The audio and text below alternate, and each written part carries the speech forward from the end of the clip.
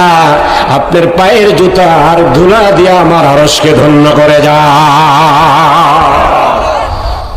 ফাকলা না আলাইকা, আল্লাহ তুর পার মুসা নবীকে জুতা পায়ে দিতে দেয় নাই। আর স্বয়ং বিশ্ব নবীকে আল্লাহ পাক বলল, হাবিব আপনার জুতা খুলবেন না, আপনার জুতার ধুলা দিয়ে আমার আরশকে ধন্য করে দাও।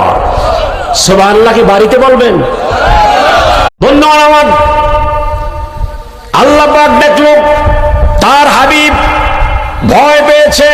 আল্লাহ পাক বলে, ইন্নী আনা রাব্বুক। ও মুসা, এটা কোনো আগুন নয়, এটা কোনো আলো নয়, এই আগুন যা দেখেছো এটা আগুন নয়, এটা হলো তোমার আল্লাহ, এটা হলো তোমার রব। ইন্নী আনা রাব্বুক, নিশ্চয় আমি তোমার রব, আমি তোমার আল্লাহ। উঠে দাঁড়াও, ভয় পেও না। এখন মুসা নবীর সাহস হয়েছে কিনা? তার রবকে সে পেয়েছে। বন্ধুগণ আমার, হযরত মুসা নবী উঠে দাঁড়িয়েছে, বলে, মুসা আমি তোমার রব।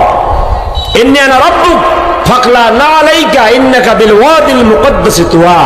তোমার পায়ে জুতা আছে, ফাকলা না আলাইকা, তুমি এই জুতা খুলে ফেলো। জোরে বলুন সুবহানাল্লাহ। আল্লাহ পাক বলে, মুসা তোমার পায়ের জুতা খোলো, কারণ তোমার রব এখন তোমার সঙ্গে কথা বলবে। আর তুমি যেখানে দাঁড়িয়ে আছো এটা হলো পবিত্র তুয়া পাহাড়, তুর পাহাড়, তুয়া উপত্যকা, জায়গাটা পবিত্র। এই জায়গায় অনেক ঘটনা আছে। তুমি তোমার পায়ের জুতা খোলো।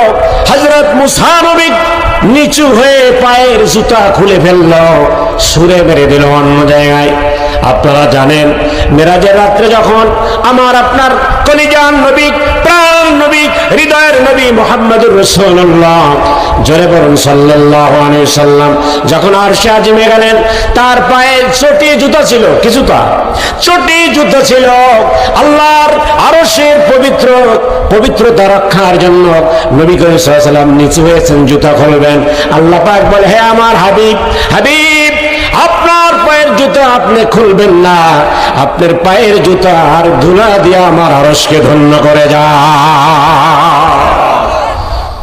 ফাকলা না আলাইকা, আল্লাহ তুর পার মুসা নবীকে জুতা পায়ে দিতে দেয় নাই।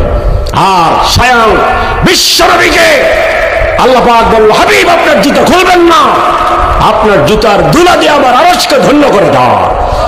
সুবহানাল্লাহ কি বাড়িতে বলবেন? নারায়ে তাকবীর।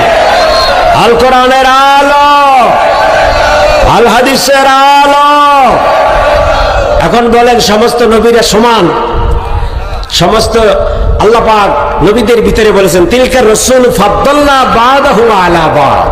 আমি কোন কোন নবীর মর্যাদা, কোন কোন রাসূলের মর্যাদা একজনের থেকে আরেকজনের উপরে বৃদ্ধি করে দিয়েছি। সুবহানাল্লাহ। ভাইরা আমার, আল্লাহ পাক বলে, মুসা এবার তুমি গভীর মনোযোগ দিয়ে শোনো আমার কথাগুলো। বন্ধুগণ আমার, গভীর মনোযোগ। আল্লাহ পাক বললেন, হে মুসা, আমি তোমাকে পরিপূর্ণ নবুয়ত দান করলাম। আজ থেকে তুমি যে কালিমার তালকিন দিবে তা হলো লা ইলাহা ইল্লাল্লাহু মুসা কালিমুল্লাহ। হে মুসা, এই দাওয়াতটা নিয়ে তুমি এখন সর্বপ্রথম ফার্স্ট কার কাছে যাও? বলতে পারেন?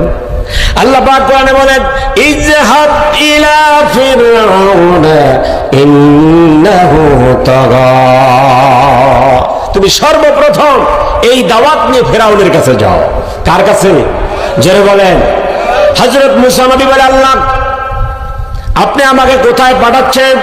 আমি নিতে এসেছিলাম আলো, আগুন।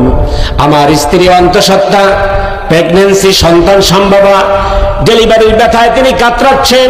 রব্বুল আলামিন, আলো নাই, মানুষ নাই, নার্স নাই, কিচ্ছু নাই। আল্লাহ আপনি আমাকে ওখানে না পাঠিয়ে কেন ফেরাউনের কাছে পাঠান? দেখেন রাত কয়টা বাজে, আপনারা অনেকেই চলে গেছে। কারণ তিনি চিন্তা করছে, আমি বাড়ির মালিক, বাড়িতে আমি না থাকলে চলে? বলুন তো, পৃথিবীর আসমান জমিন যা দেখি না দেখি, কুল কায়নাত সব কিছুর মালিক কে? কে রক্ষা করে? কে রক্ষা করে? গভীর মনোযোগ। আল্লাহ পাক বলে, মুসা তুমি তোমার স্ত্রীর কাছে যাবে, বেশ ভালো। তুমি যদি যাও আর আমি যদি রহমত না করি, সকিনা না দেই, বরকত না দেই, তুমি কি ওখানে কোনো ফলাফল পাবে? জোরে বলেন, পাবে? দেখেন না, এখন সিজারের জন্য হসপিটালে যায় কি যায় না?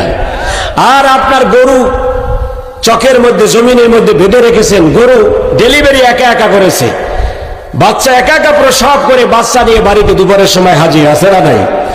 আর স্ত্রীকে ভালো রাখার জন্য নার্সের কাছে গেছে, শিশুও নেই, মানে সন্তানও নেই, মাও নেই, এমন খবর আছে না নাই? রক্ষা করার মালিক কে? চিৎকার মেরে বলেন, মালিক কে? সে আল্লাহর উপরে আমরা পরিপূর্ণ তাওয়াক্কুল করে বসি, আমরা যেন কোরআন থেকে কিছু এখান থেকে নিয়ে যেতে পারি। আল্লাহ তৌফিক দান করে বলুন আমিন।